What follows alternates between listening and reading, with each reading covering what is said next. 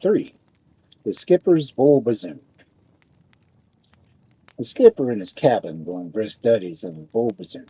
Oompa diddle deedle.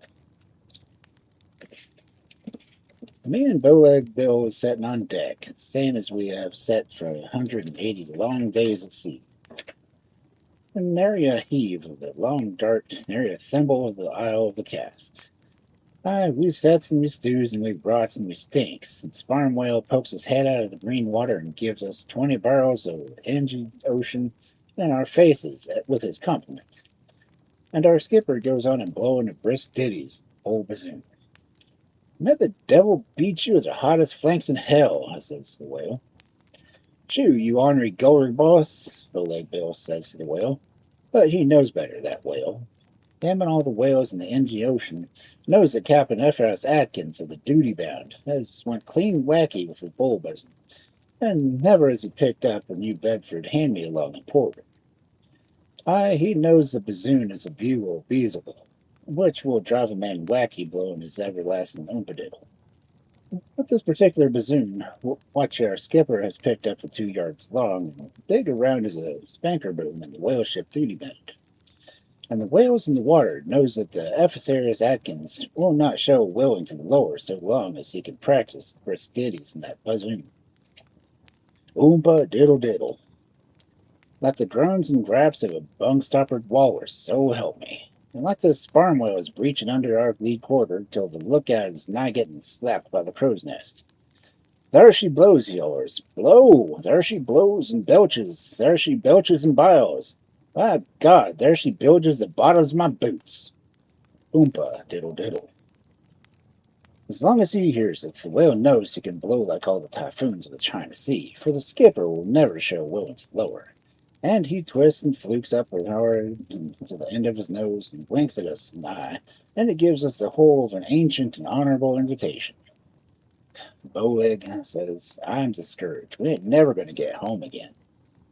Reckon not, says Bowleg.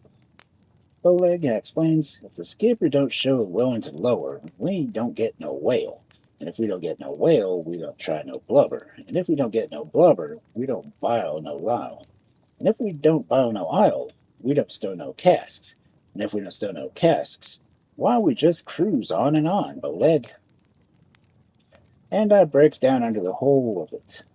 If we just cruise on and on till we exhausted the whale, goddamn the Ingy Ocean. Don't say, but, says Bowleg. Well, darned if I don't look like a case for the posse. There's a girl back in Cape Cod, Bowleg, which I wish to see. I goes on with a snag in my gullet. We used to go out in spring and pick mayflowers, her and me together. I goes on with tears in my eyes. Bowleg, I wish to get back to Cape Cod and pick mayflowers. Bowleg lays a flipper on my shoulder, and I'm crying like a baby, and the skipper is still in his cabin, blowing brisk ditties on that bull bazzoon. And Bowleg keeps saying, in the case of the posse, whatever the hell that is, and this goddamn whale keeps blowing barrels of Ingy Ocean in our faces, and now it breaks down under the whole of it. And I turn to Bowleg. Bowleg Bill, you're a poor crimped sailor. By trade, you're a cowhand, and your homemakers are in cow country. But Bowleg, you won't never navigate no cows again, and you won't ever climb aboard no horse. You will have to see that long flats of Wyoming again at the end of your days. What? He bellers.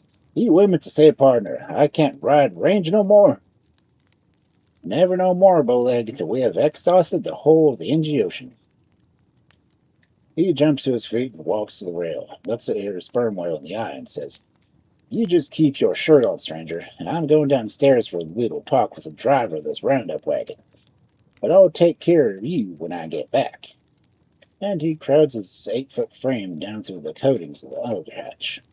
Oompa diddle diddle. It goes on for a few more toots, and then I hears it taper off to one last belch. And there's some voices coming from below the skipper's cabin. So Seaman Salthorse is discouraged, is he? Well, I'm discouraged, sir. Well, you just tell Seaman Salthorse that any time he gets so discouraged and he would like to jump overboard, I have no anchors lodged where they were holding back. Now get forward, you long-eared lubber, and next time you break in my bazooning, I will have you flogged by a dozen lashes for every note I miss. Oompa did. Just a minute, boss. I hear this outfit's been hired to ride out yonder and pass a passel of them floating pigs. And while I hain't never hankered for pig sticking work, there is one hombre who is about to ready for the feel of the saddle. Now, I'll just trouble you, boss, to hand over that double-jointed flute. Then I hears a ruckus breaking out, and Skipper hollers for a mate, and then more ruckus and shouting and batterfanging down below. In a couple minutes, the noise abates, and up comes Bowleg Bill with his big 45 in one hand, and, may God sink my soul in derelict, the skipper's Bazzoon in the other. Bowleg, I said, where's the skipper? Keep him. I've got him and the foreman hog-tied down there in the chuckle box. My God, Bowleg, you've committed mutiny. Ain't done no such thing, he said, setting down the Bazzoon and roll a cigarette. Your boss has got everything he was born with, partner. Bowleg, I says, I ain't no sea lawyer, but I knows a mutiny from a maypole dance. Now he can't ever go back to the States. Well, now, out where I comes from, Salthorse, when a feller that's driving the wagon falls asleep, a smart nag don't stop dead in the crossroads. And he goes to the rail and looks out to sea. Now, where is that doggone water beetle? Sparmwell's standing by, and when Bowleg raises him again, he waves his hat and lets out a yell. Hey up! Come on, you son of a squirt gun, and let me tame you down to one old tune of the country of the sage and the hod pan. And with that, he starts blowing the skipper's bull bassoon. And if there's one thing worse than a miserable cup of Captain Adkins' Bristitties, it is the music which Bowleg Bill is making now. Ooh-ba-diddle-diddle. Like the mating season of a school of overdue sea elephants. I am not the man to talk small of nature's wonders, but the sperm whale rises to Bowleg's music first off. In fact, he has clean Spillmore to it. He veers and he rolls, he scuds and he spins, he ups and he downs like a three-legged tailor with two left legs. He haunches the hell-roaring hornpipe to the thunder beats which Bowleg sends rolling over the Indy Ocean. Oompa-diddle-diddle. Closer and closer to the vessel comes this spell-taking critter, and louder Bowleg blows on the skipper's bull bassoon. His face is getting red, and his eyes not popped. I'm afraid he's going to start planked any time soon, or pass his insides through the black foghorn of hell. But he just keeps a-blowing. When the whale has come within his injured spit, the wanky cowboy climbs on the bulwark and holds the bassoon aloft. In the name of Bar One Flying Bee of old Wyoming, he hollers, I christen you Piccolo-like. And with the heft of a screwdriver, he jams the bassoon down into the spout hole of the whale. Then he takes the long steering oar to his waistboat and brings it out.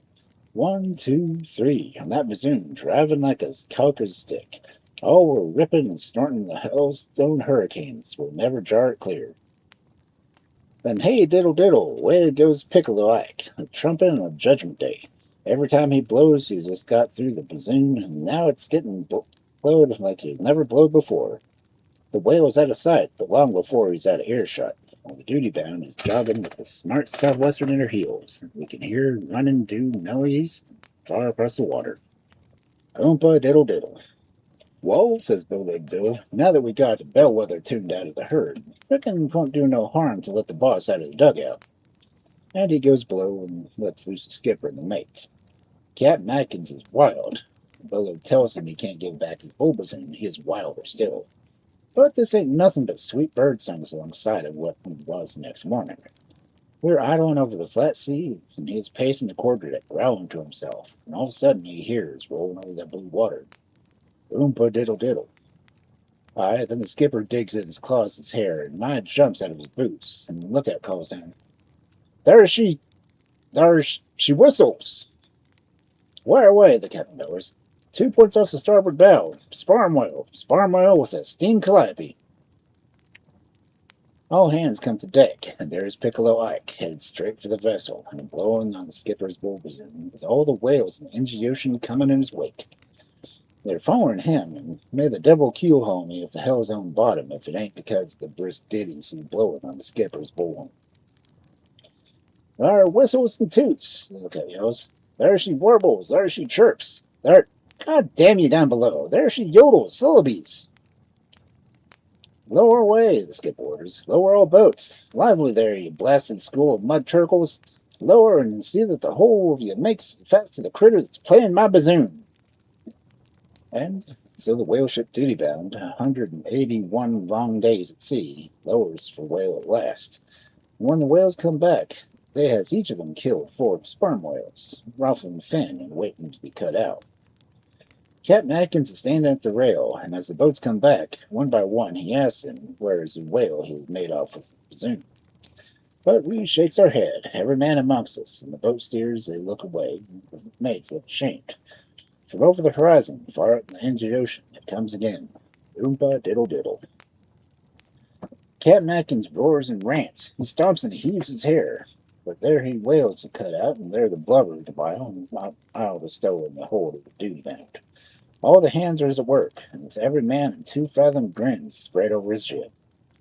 The next day we picks up the whistling of Piccolo Ike again, and again Captain Atkins goes into a galloping frenzy and lowers all boats. The whale is killed, the bile is ill, the isle is built, and no man amongst us have salvaged the bull bazzoon. Time and again, as the weeks go by, we picks up Piccolo Ike by the brisk ditties which he is blowing, and the boat steers, they look shy, and the maids look ashamed, and Captain Atkins roars and rants and bites out pieces of his cap rail. But we lowers and we makes fast and we gets whale. We cuts in, we bows blubber, we stows down. All hands work the 2-fathom grin spread about the jibs. So I turned to Bowleg Bill and I says, Bowleg, I'm thinking of the girl back on Cape Cod. I'm thinking of the Mayflowers which we'll go picking. One thing leads to another in this world, and which is no place for a man to be discouraged. And Bowleg Bill turns to me and says, Salthorse, it's a doggone elegant world. Reckon I'll be riding the range again in my time. And when I do, it'll be some ornery goer hoss with just enough daylight under him to clear the sagebrush. On this, we shake hands, and we looks over the goddamn Indian Ocean, and I start me a chant. For it's old man Sparm with the iron in his back, Bowleg turns in. Oh, it's old Sulphur Bottom with an iron in his middle. And far our stern, we hears that blue water, Oompa diddle diddle.